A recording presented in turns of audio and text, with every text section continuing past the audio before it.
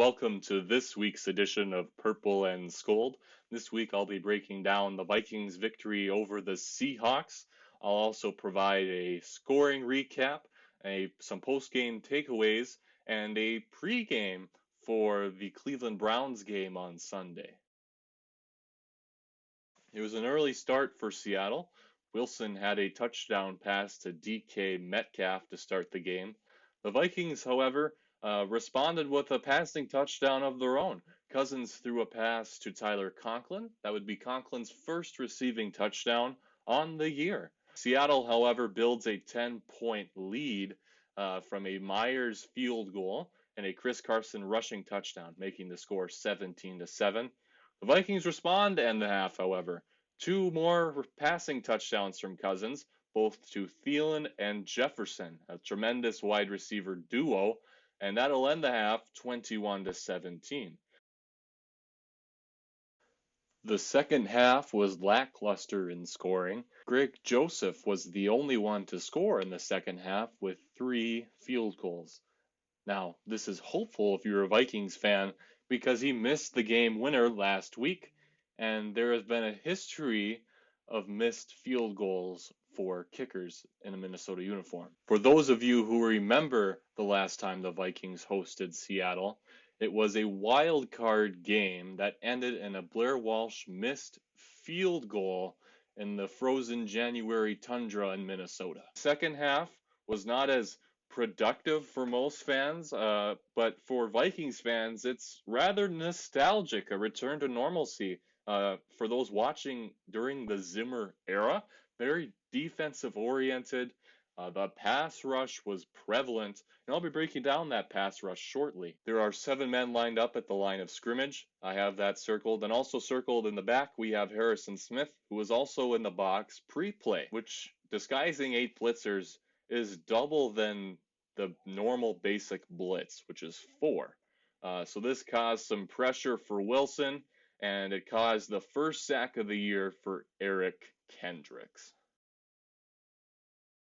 Some post-game takeaways. Vikings fans should be rejoicing over this victory. It's historical in its significance. It's the first full capacity Vikings game in 21 months. The community is overjoyed about this. The Vikings players are happy. The fans are happy to be back in the stands. It's a great experience last Sunday. Also historical due to the first Seattle regular or postseason win since 2009. Brett Favre was passing touchdowns in that game in the Metrodome. That shows how long it's been since there's been a Vikings victory against Seattle. That was the last time the Vikings have hosted Seattle indoors. Great stat line for Cousins, as it has been the previous 2 weeks. 3 passing touchdowns, 30 of 38 passing, and 323 passing yards. It was also a great game for the backup Madison and for the injured Pro Bowler Dalvin Cook.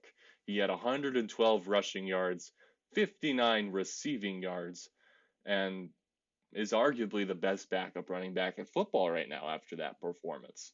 Also, some reserves that stepped up. Tyler Conklin showed that he is the real deal, stepping in for an injured Irv Smith. And also Nick Vigil, an outside linebacker, stepping in for the Pro Bowler Anthony Barr. We shouldn't be worrying after a 1-2 start.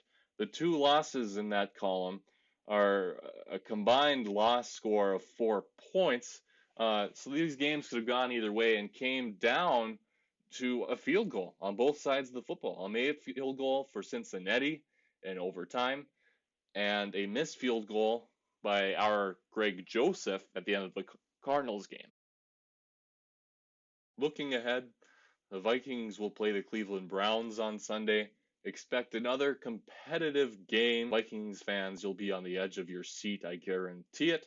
It'll also be the second game of the 3-game homestand for the Vikings. It's also the return of Kevin Stefanski, a former Vikings offensive coordinator, head coach for the Browns, and also the return of former Timberwolves commentator Kevin Harlan, who will be broadcasting for CBS at 12 o'clock as the Vikings take on the Browns at home. This has been the Week 3 recap on Purple and Skol'd. I'm Zachary Anderson, and thanks for watching.